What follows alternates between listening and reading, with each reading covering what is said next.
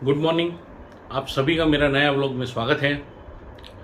हमने last video में देखा जो बजट के जो की पॉइंट्स थे उसके बारे में अपने चर्चा की।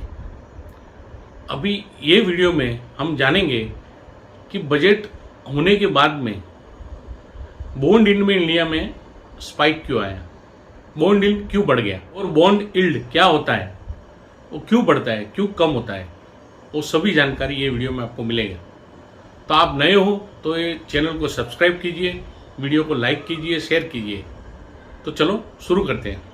ये जो बजट गया है उसमें ऐसी जानकारी मिली है कि गवर्नमेंट नियरली 15 लाख करोड़ तक बोरो करेगी मार्केट में से, क्योंकि गवर्नमेंट टोटल 39 लाख करोड़ 2022-23 में स्पेंड करने वाली है। तो गवर्नमेंट को उसके लिए बोरो करना पड़ेगा।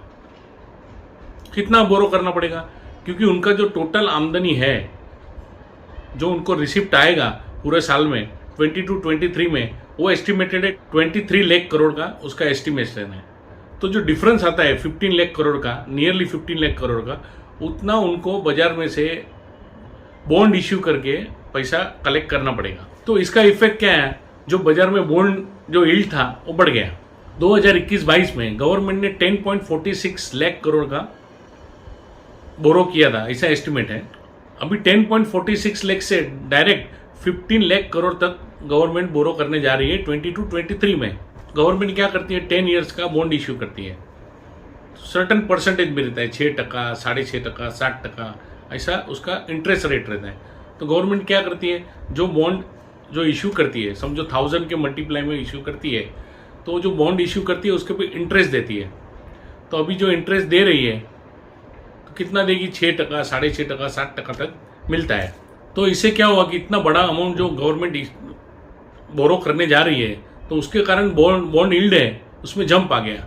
वो नियरली 6.88 तक पहुंच गया और मे भी 7% क्रॉस भी कर सकता है।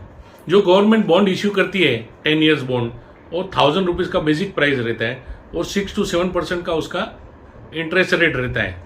और क्या उसमें वो ट्रांसफरेबल बॉन्ड रहता है, तो जो सेकेंडरी मार्केट रहता है उसमें वो सेलेबल रहता है। तो समझो किसने कोई इन्वेस्ट किया है बॉन्ड में, तो उसका जो लिस्टिंग है वो होता है, उसका लिस्टिंग होने के बाद वो ट्रेडेबल बॉन्ड रहता है। तो समझो किसको बेचना है तो वो बेच के निकल सकता है और दूसरा उसको खरीद लेता है। 1 फरवरी में जो बॉन्ड यील्ड था वो 6.65% था। लेकिन क्या हुआ, बजट के बाद में जो सब लोगों का आइडिया आया कि ये जो government is going to borrow 15 lakh crore from market, तो उसका बॉन्ड यील्ड नियरली 6.88 तक पहुंच गया और मे बी 7 क्रॉस भी करेगा। अभी क्या, बॉन्ड यील्ड बढ़ने से गवर्नमेंट जो बॉन्ड इश्यू करेगी उसका इंटरेस्ट रेट भी ज़्यादा रखना पड़ेगा, और उसका जो असर है इंटरेस्ट रेट बढ़ने से, उसका जो इफेक्ट है, नेगेटिव इफेक्ट है, वो स्टॉक मार्केट पे जाता है। लोग इन्वेस्टमेंट स्टॉक मार्केट से अच्छा बॉन्ड यील्ड मिलने से और सिक्योर्ड इंटरेस्ट मिलने से लोग बॉन्ड की तरफ जाते हैं। तो स्टॉक मार्केट में इन्वेस्टमेंट कम हो जाता है और स्टॉक मार्केट में करेक्शन आने का चांसेस है। लेकिन क्या हुआ कि गवर्नमेंट ने जो ये एक्सपेंस करने जा रही है, इन्वेस्टमेंट करने जा रही है, वो इंफ्रास्ट्रक्चर सेक्टर में करने जा रही है। उसके कारण अपना मार्केट इतना करेक्ट नहीं हुआ, क्योंकि वो जो पैसा है वो इकोनॉमी में आएगा और उसका जो इफेक्ट है, उसका जो मनी का जो पैसे का इफेक्ट है वो बहुत पॉजिटिव आने वाला है। इसलिए अपना मार्केट इतना करेक्ट नहीं हुआ। अभी हम जानेंगे जो बॉन्ड यील्ड है उसका बॉन्ड प्राइसेस के साथ क्या को रिलेशन है।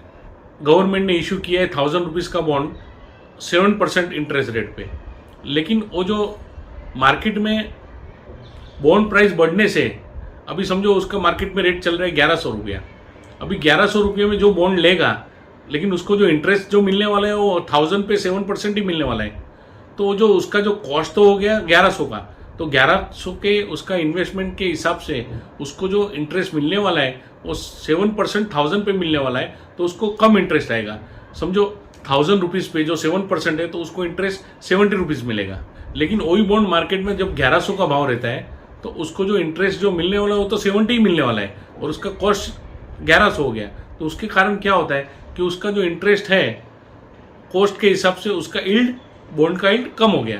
तो जब भी प्राइस बढ़ता है तभी बॉन्ड का यील्ड कम हो जाता है। और उसका उल्टा, समझो कि 1000 रुपये का बॉन्ड है वो 900 रुपये में मिलता है और इंटरेस्ट रेट 7% है, तो उसको मार्केट में से 900 रुपये में जो खरीदता है उसको 70 रुपीज़ ही आने वाला है। लेकिन उसका इन्वेस्टमेंट क्या हो गया? 900 रुपीज़। तो 900 पे उसको 70 आएगा, तो उसका बॉन्ड यील्ड बढ़ जाता है। यानी बॉन्ड प्राइस बढ़ने से यील्ड कम हो जाता है और बॉन्ड प्राइस कम होने से यील्ड बढ़ जाता है। तो आपको ये समझ में आ गया होगा कि गवर्नमेंट इतना सारा बॉन्ड इश्यू करेगी तो जो बॉन्ड का प्राइस है वो कम हो जाएगा, क्योंकि सप्लाई बहुत बढ़ जाएगा। तो बॉन्ड का प्राइस होने से क्या है कि बॉन्ड यील्ड बढ़ जाता है। अभी बॉन्ड यील्ड बढ़ने से गवर्नमेंट को ज़्यादा इंटरेस्ट पे करना पड़ेगा और उसके साथ में अभी इन्फ्लेशन भी बढ़ रहा है, तो इन्फ्लेशन के कारण रेपो रेट भी आगे जाके बढ़ेगा। तो गवर्नमेंट पे जो प्रेशर आता है वो इंटरेस्ट रेट का आता है कि हायर इंटरेस्ट रेट पे उनको बॉन्ड इश्यू करना पड़ेगा। तो उसके लिए गवर्नमेंट फिर आरबीआई क्या करती है कि थोड़ा टाइम के बाद में वो मार्केट से अपने ही बॉन्ड रीपरचेस करती है। उससे क्या है कि जो बॉन्ड यील्ड है वो कंट्रोल में आ सके। बॉन्ड यील्ड बढ़ने से उसका जो नेगेटिव इम्पैक्ट है वो कॉर्पोरेट बॉन्ड पे भी आता है, क्योंकि कॉर्पोरेट बॉन्ड को भी इंटरेस्ट रेट फिर बढ़ाना पड़ता है और इंटरेस्ट रेट बढ़ने से उनका मार्जिन पे प्रेशर आता है और मार्जिन पे प्रेशर आने से उनका प्रॉफिट कम आता है और कम आने से स्टॉक मार्केट में उनका भाव कम होता है, क्योंकि पी रेशियो बढ़ जाता है। तो बॉन्ड यील्ड बढ़ने से मार्केट पे नेगेटिव इम्पैक्ट आता है। तो ये वीडियो में आप समझ में आ गया होगा कि बॉन्ड यील्ड क्या है, कॉर्पोरेट बॉन्ड क्या है। बॉन्ड यील्ड बढ़ने से गवर्नमेंट को भी नुकसान जाता है और जो कॉर्पोरेट बॉन्ड है कॉस्ट ऑफ फंड बढ़ने से प्रॉफिट मार्जिन पे प्रेशर आता है। ये वीडियो आपको अच्छा लगा होगा तो आप मेरे चैनल को सब्सक्राइब कीजिए, लाइक कीजिए, शेयर कीजिए। Thank you for watching. Bye.